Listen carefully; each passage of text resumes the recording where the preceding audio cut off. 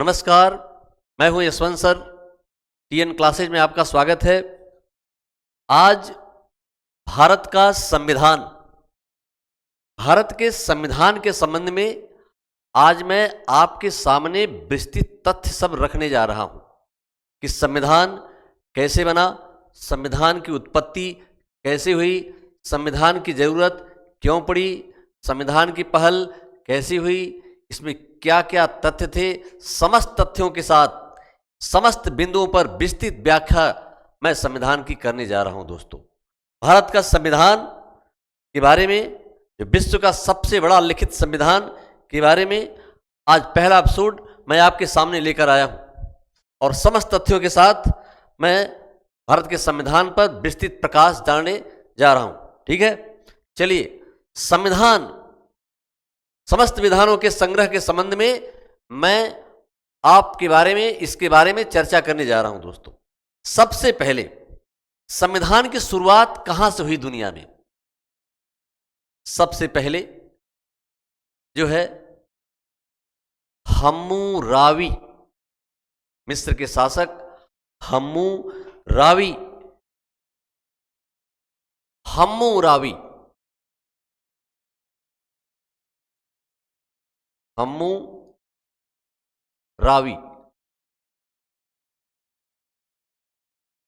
की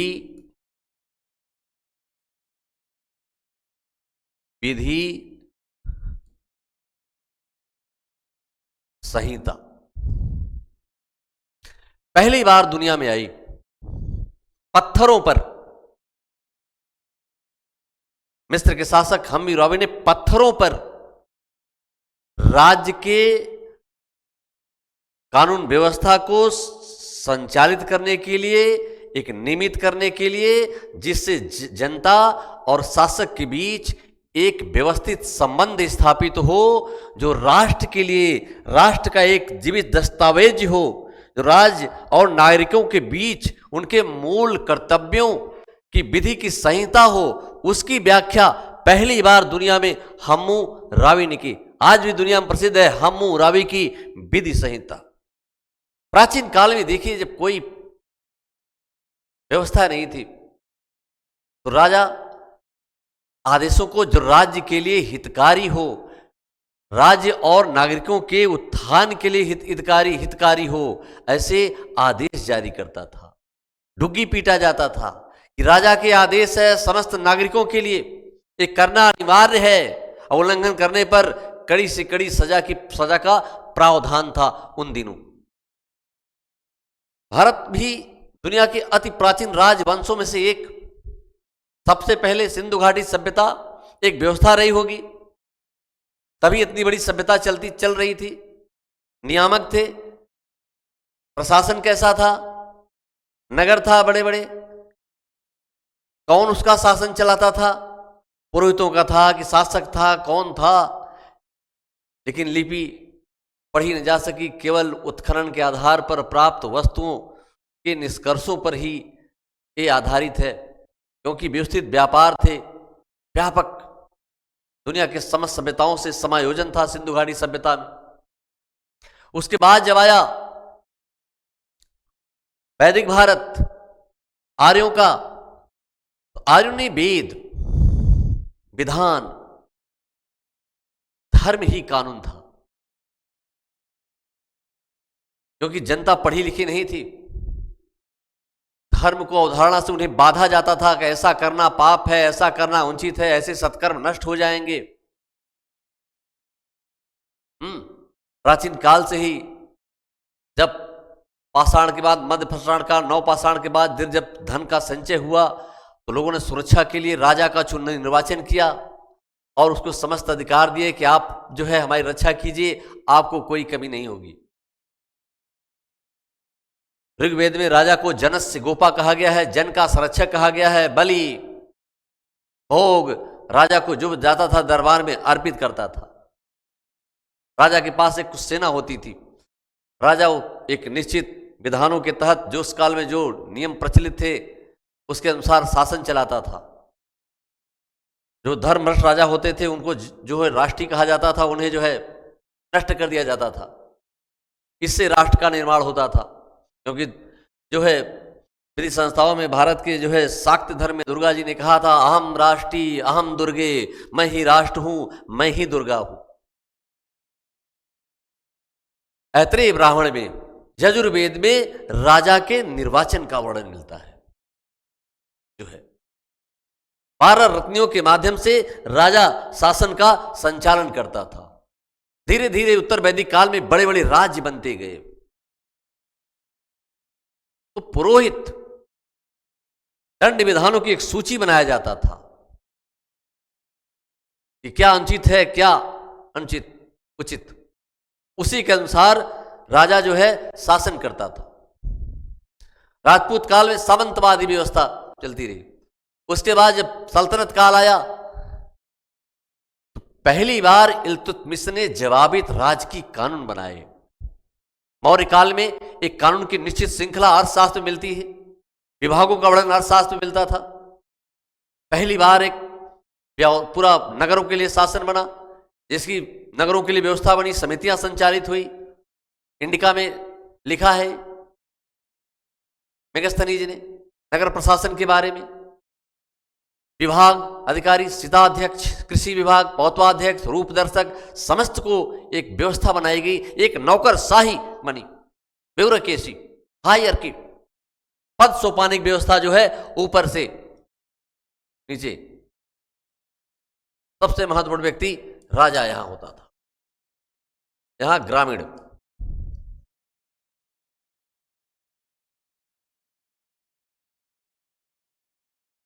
ग्रामीण ये बना था। विभाजन किया गया प्रांत में, जिलों में प्रादेशिक सरकारें आई, फिर भुक्ति, फिर गोप, अंत में ग्राम। जन का संरक्षक राजा, बेस, जन, कुल, परिवार, राजनीतिक संस्थाएं ऐसी बनती गई। वही चला आ रहा है व्यवस्था सब। आज भी पद सोपानिक व्यवस्था चला आ रहा है। राष्ट्र है, प्रांत है, मंडल है, जिला है, क्षेत्र पंचायत है, ग्राम सभा है, परिवार है, टोला है। ये चला आ रहा है व्यवस्था, उसी काल से व्यवस्था। अब सोच लीजिए, विधि विधानों के संबंध में मुगल के बाद, क्योंकि वही शासन व्यवस्था सब चलती रही, उसमें थोड़ा परिवर्तन हुआ, कुछ संबंध जो है व्यवस्था चलती रही, जैसे मनसबदारी व्यवस्था, सब राजस्व इकट्ठा करने के लिए किया गया। लेकिन पहली बार जब भारत में यूरोपियों का आगमन हुआ, यूरोपियों का जब आगमन हुआ, EIC पहली बार आई। EIC, east India company, east India company, EIC, EIC का गठन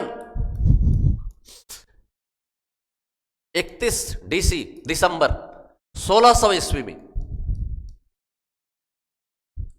अकबर के समय पहली बार एक कंपनी, व्यापारिक कंपनी आई। वैसे सबसे पहले पुर्तगाली वास्को डी गामा 1498 में कालीकट बंदरगाह आया। कोचीन में पहली फैक्ट्री बनी। 1510 में अल्बुकर्क ने गोवा जीत लिया। पुर्तगालियों का पहला गवर्नर डी अल्मेडा, तो उनके क्षेत्र जो वही हुगली, पुर्तगालियों का गोवा, बेसिन, दमन दीव तक वो फैले रहे। उसके बाद East India Company, Dutch company आई, हॉलैंड की जो है डच कंपनी 1602 में ईस्वी में।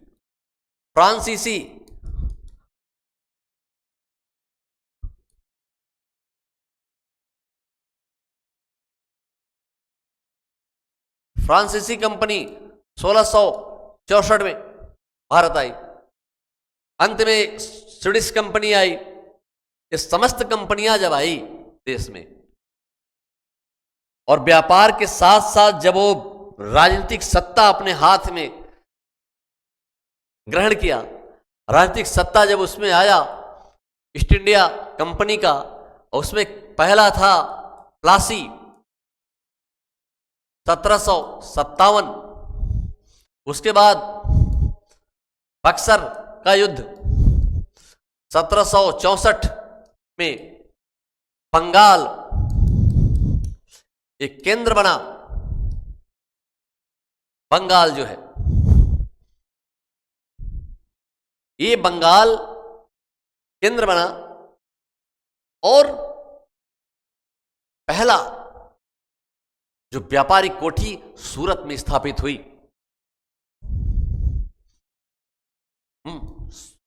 पहली व्यापारिक कोठी सूरत में 1611 ईस्वी में, जो है जहांगीर के समय।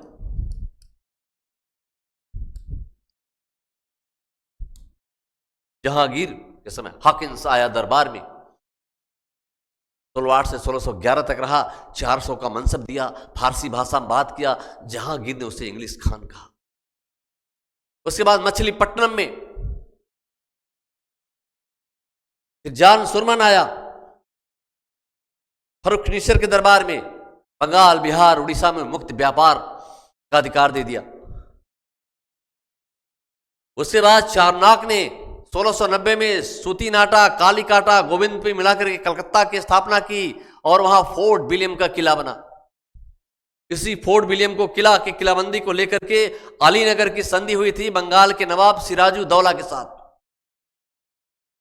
उसी संधि को उल्लंघन पर प्लासी का युद्ध हुआ। प्लासी के युद्ध में मिर्जाफर ने गद्दारी की, क्लायू की कुशलता सामने आई और बंगाल राजनीतिक दृष्टि से क्या आर्थिक दृष्टि से अंग्रेजों के अधीन आया और वास्तविक युद्ध हुआ बक्सर के युद्ध मिर्जाफर के दामाद मीर कासिम के साथ, जिसमें मुगल सेना और अवध के नवाब शुजाउद्दौला की संयुक्त सेना पराजित हुई और बंगाल में 1765 में द्वैध शासन प्रणाली की स्थापना हुई बंगाल में। उसके बाद बंगाल में गवर्नर आते रहे, चलता रहा, लेकिन द टर्निंग पॉइंट इतिहास का तब आ रहा है जब एक विधि बनाने की जरूरत पड़ रही है। पहली बार जो आ रहा है वो 1772 में वारेन हेस्टिंग,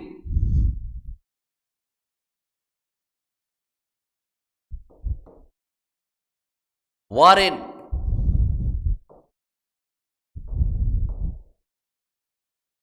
हेस्टिंग बंगाल का गवर्नर बना।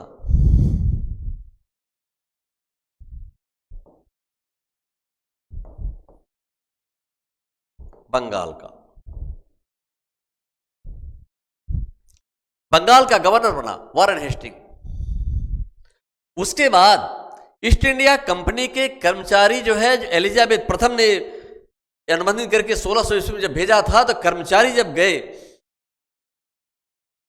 प्रिवी काउंसिल के पास तो रियायतें मांगा, कर्ज मांगा। उनको बड़ा आश्चर्य हुआ, इतने साल से व्यापार कर रहे हैं, कंपनी की हियासी की हालत जो है, ईस्ट इंडिया कंपनी की हालत खराब है। जांच में पाया गया कि कंपनी की आर्थिक स्थिति खराब हो चुकी है, अधिकारी धनवान हो चुके हैं। इससे साफ मालूम हुआ कि भ्रष्टाचार की जड़ें पहुंच चुकी है। उसको नियंत्रित करने के लिए पहली बार ब्रिटिश कानून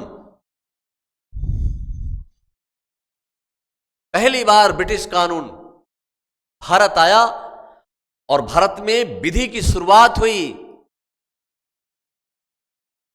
भारत में विधि की शुरुआत हुई 1773 ईस्वी में। वो है रेगुलेटिंग एक्ट 1773, इंपॉर्टेंट। पहली बार कंपनी को विधि के लिखित कानून आया, उसके आधार पर जो है आपको फैसला करना होगा। विधि की शुरुआत हो रही है 1773 में भारत में जो है ब्रिटिश कंपनी को, EIC को नियंत्रित करने के लिए एक लिखित प्रावधान आया। ये पहली बार लिखित प्रावधान जो है, लिखित व्यवस्था, अर्थात विधान की शुरुआत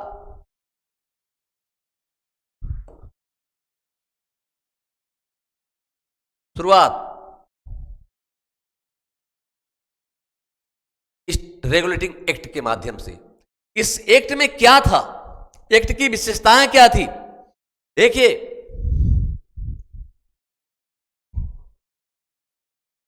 एक्ट की विशेषताएं,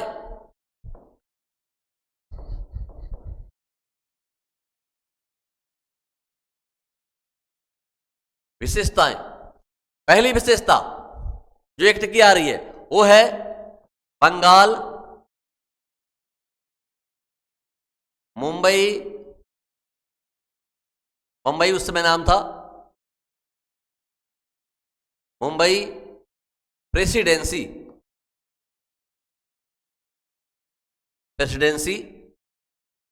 जो है वो कोलकाता,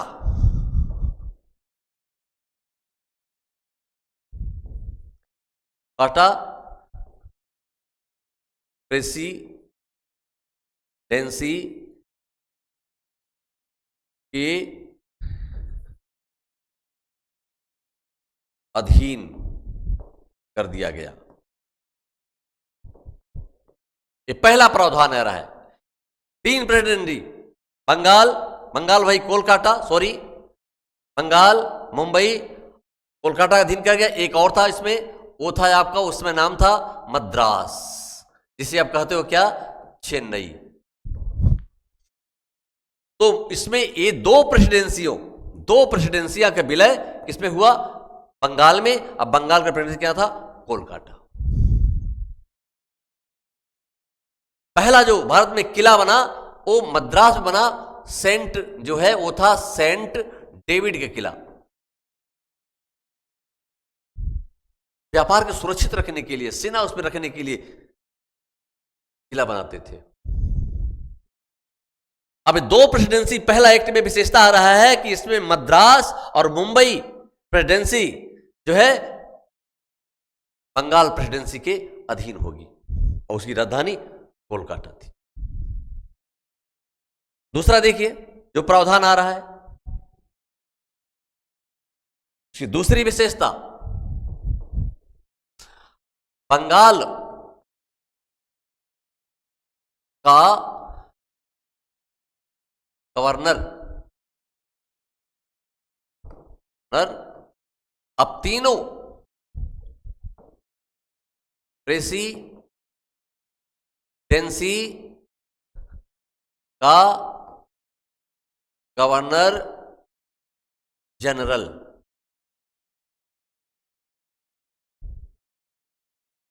अब वो जीजी कहलाने लगा। पहला जीजी बंगाल का वारेन हेस्टिंग,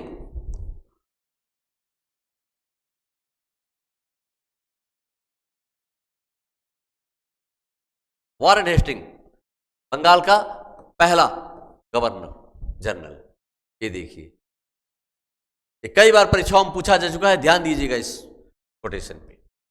अब तीसरी विशेषता देखिए रेगुलेटरी एक्ट की, जो तीसरी विशेषता आ रही है इसमें,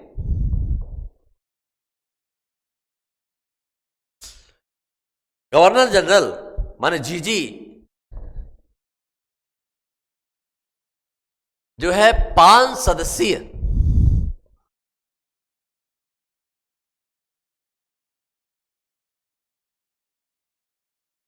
परिषद की सहायता से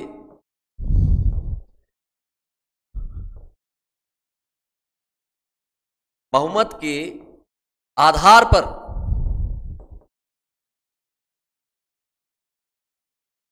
शासन करेगा।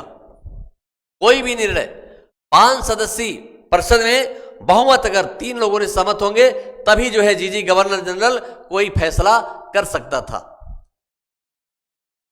ये प्रावधान जो है इस शासन व्यवस्था में जो है किया गया। एक बड़ा प्रावधान था ये जी का, और उसकी संतुष्टि आवश्यक थी। इस संचालक मंडल इस पर नियंत्रण करता था। जो चौथा सबसे महत्वपूर्ण विशेषता जो इसकी आ रही है, जो बहुत बड़ा टर्निंग पॉइंट संविधान का, वो है जो चौथा, बंगाल में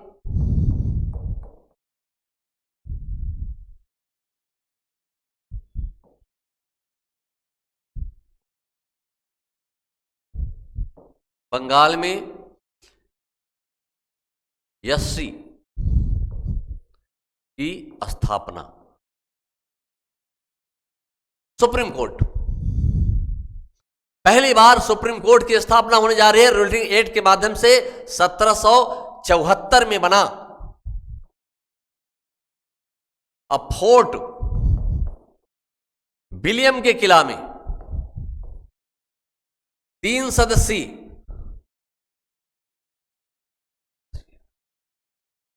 लॉर्ड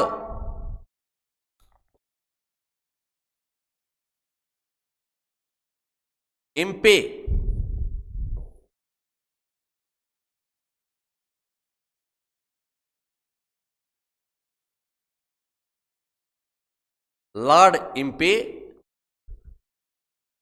मुख्य न्यायाधीश।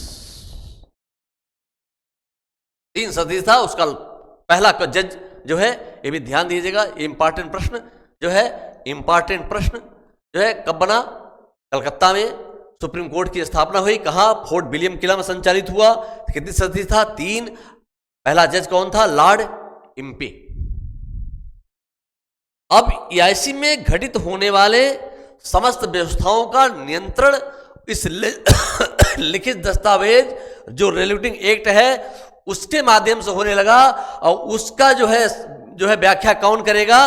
एक पहली बार सुप्रीम कोर्ट बनने जा रहा है। देखिए जो है पहली बार सुप्रीम कोर्ट बनने जा रहा है कलकत्ता में 1774 में। फोर्ट विलियम किला में 3 सदस्य था। लॉर्ड इम्पे पहला जज बन गया। ये बहुत बड़ा संविधान के विकास की पहली मील का पत्थर था ये प्रावधान। जैसे 1215 में मैग्ना कार्टा इंग्लैंड में लागू हुआ, मानवाधिकार का सार्वभौमिक घोषणा का प्रावधान हुआ, पूरी दुनिया के लिए एक मानवाधिकार के लिए मील का पत्थर था वो। उसी तरह भारत में जो कोर्ट की शुरुआत हुई पहली बार 1774 में, वो सुप्रीम कोर्ट बना और ये जो है कंपनी से संबंधित समस्त निर्णय देने लगा ये कोर्ट।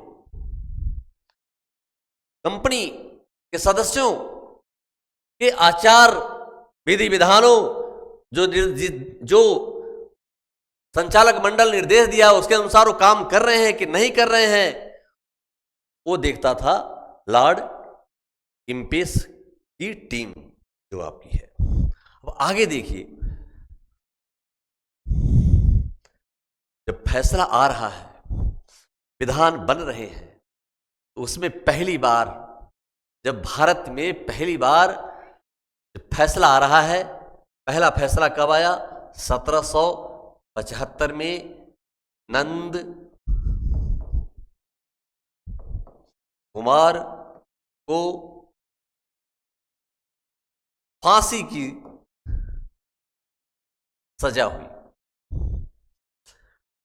पहला व्यक्ति जिसे फांसी दिया गया। इंपॉर्टेंट प्रश्न ये देखिए, पहली बार कलकत्ता सुप्रीम कोर्ट ने नंद कुमार को फांसी दिया। आरोप क्या था? जाल साजी का आरोप। अब जाल साजी के आरोप में कोई फांसी,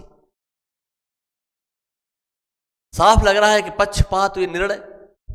पहला भारतीय जिसे फांसी दिया गया हो कोर्ट द्वारा, नंद कुमार। पहला भारतीय जिसे फांसी दिया गया सुप्रीम कोर्ट द्वारा, वो कौन था? नंद कुमार। किस आरोप में? हेरा फेरी। ये उनका आरोप था, अंग्रेजों का लगाया गया। और सबसे बड़ी बात है पहली बार बोर्ड ऑफ रेवेन्यू का गठन हो रहा है भारत में।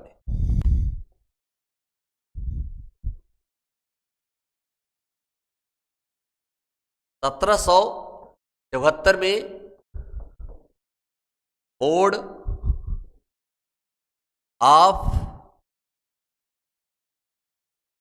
रेवेन्यू भारतीय राजस्व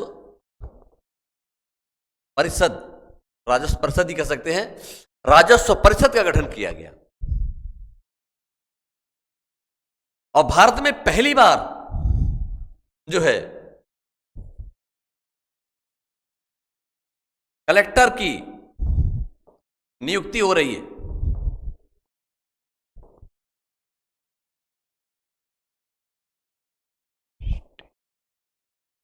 पहली बार कलेक्टर की नियुक्ति वारेन हेस्टिंग के द्वारा पहली बार बंगाल में। इंपॉर्टेंट, कई बार क्वेश्चन पूछा जा चुका है, ध्यान दीजिएगा इस प्रश्न पर।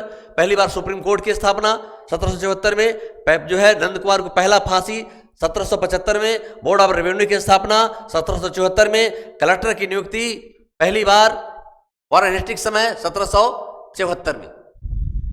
पहली बार आ रहा है राजस्व इकट्ठा करने वाला ही कलेक्टर। आज देखिए सबसे बड़ा दुनिया का पद कलेक्टर, उस समय 1500 रुपये तनख्वाह कलेक्टर, और 1% जो है उनको राजस्व वसूली का भुगतान किया जाता था। जितना राजस्व वसूलेंगे उसका 1% दिया जाता था। एक लग्जरी जीवन थी उन लोगों की उस समय।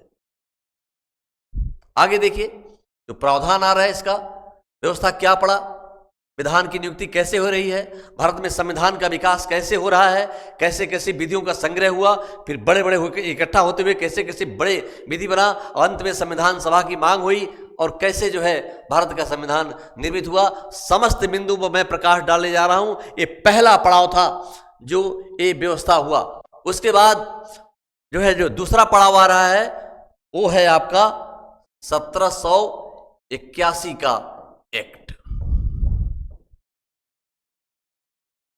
1781 के एक्ट में जो है यह प्रावधान किया गया कि एससी यानी सुप्रीम कोर्ट उन जो है कर्मचारियों पर मुकदमा नहीं चला सकता जो सरकारी कार्य करते हुए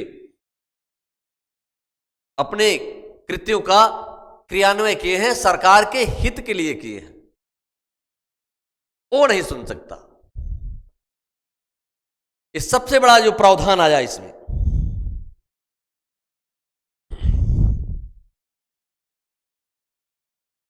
मुकदमा वो नहीं सुन सकता। इनका मुकदमा कहां चलेगा? इंग्लैंड में चलेगा। इंग्लैंड के प्रिवी काउंसिल में इन सरकारी कर्मचारियों की मुकदमा चलेगा। जैसे कि वारेन हेस्टिंग जो पहला आ रहा है कि वारेन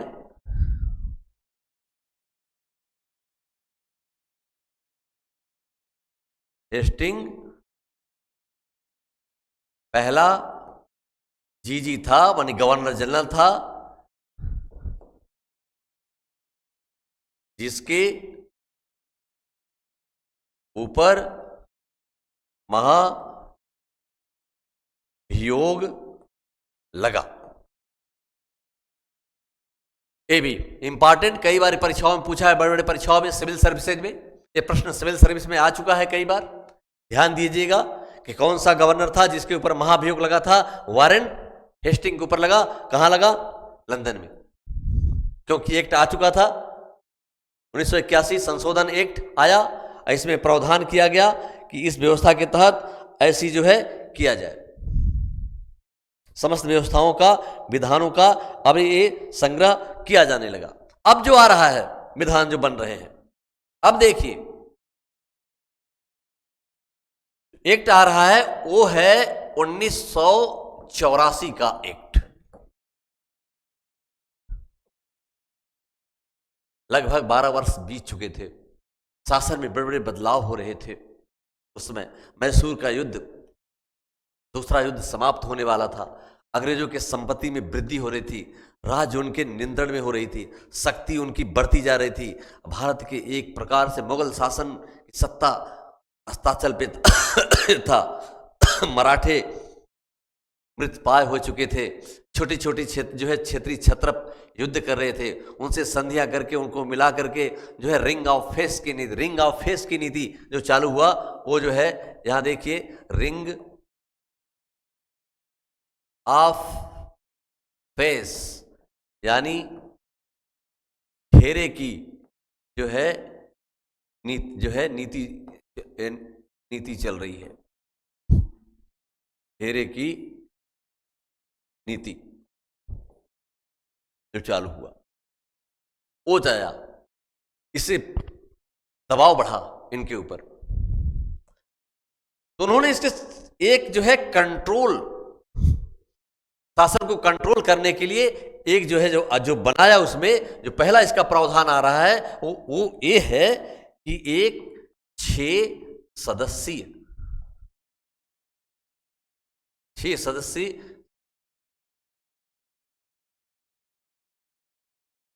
जी है एक बोर्ड ऑफ कंट्रोल की स्थापना की।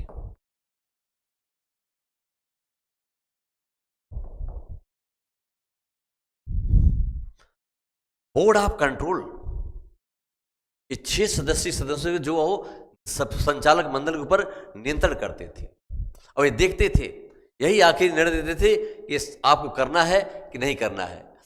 दूसरी बात, जो गवर्नर जनरल को पावर दिया गया था कि एक 5 सदस्यीय संचालक मंडल के माध्यम से वह शासन चयन करेगा और बहुमत के आधार पर, उसमें विरोध होने लगा था।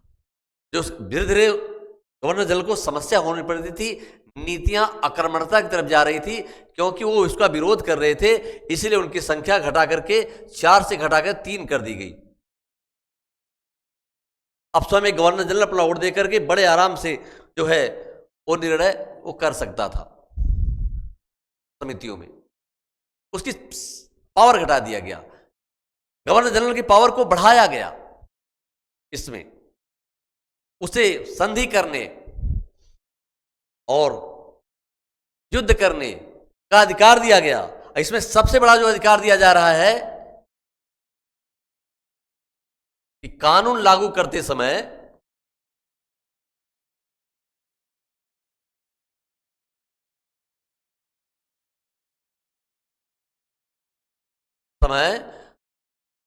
भारतीय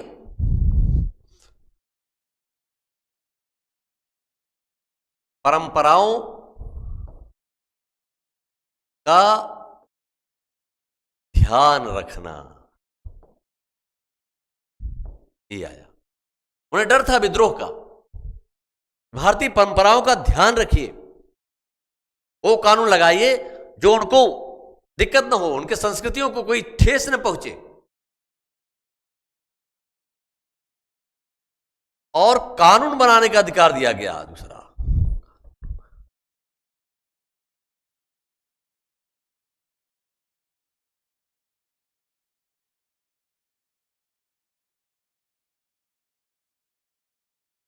कानून बनाने का अधिकार दिया गया, लेकिन उसका रिव्यू इंग्लैंड की कोर्ट करती थी। जो दूसरा प्रावधान आ रहा है इसमें 1984 के एक्ट में देखिए, 1784 में वो ए आ रहा है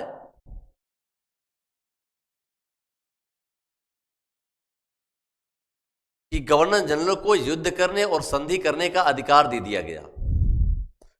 अब गवर्नर जनरल जो है भारतीय परंपराओं पर कानून बना सकता था, लागू कर सकता था, संधि कर सकता था, उसकी रिव्यू बोर्ड ऑफ कंट्रोल करती थी।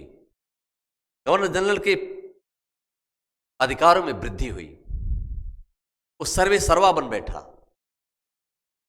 और दूसरी बात, EIC ईस्ट इंडिया कंपनी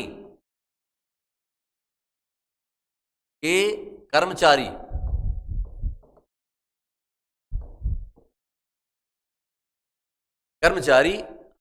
अब जो है उपहार नहीं ले सकते थे, उपहार या भेंट पर प्रतिबंध,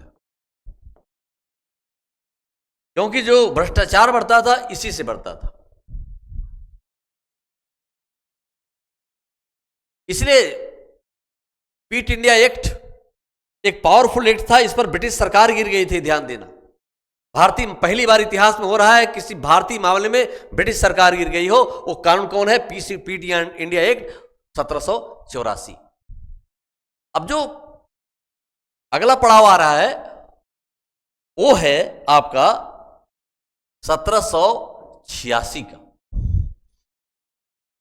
इसमें जीजी को, गवर्नर जनरल को, इस समय गवर्नर जनरल कौन आ गया था?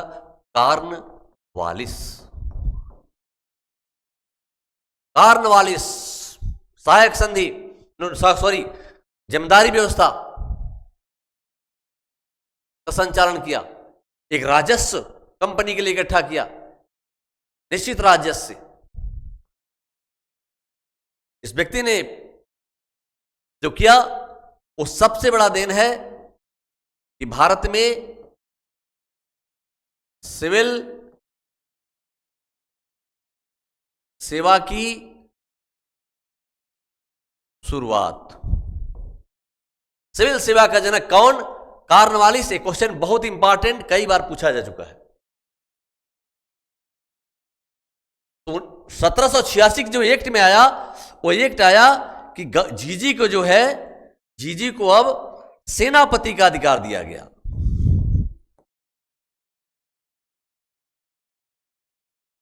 सेनापति का अधिकार दे दिया गया। अब युद्ध का समस्त निर्णय लेने लगा। मैसूर का दूसरा युद्ध मंगलौर की संधि से 1784 में समाप्त हो चुका था। तीसरा युद्ध 1791 में रंगपट्टनम की संधि हुई। टीपू सुल्तान को आधा राज्य देना पड़ा।